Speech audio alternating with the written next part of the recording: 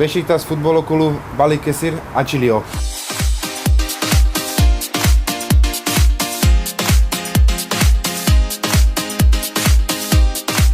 Gençler, sizleri Balıkesir Beşiktaş Futbol Okulu'na bekliyoruz.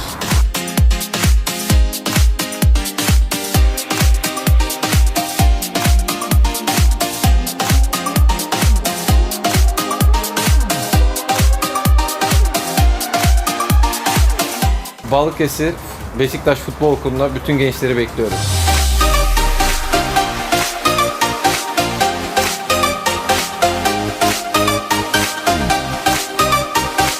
Gençler, sizi Balıkesir Beşiktaş Futbol Kulübü'ne bekliyoruz.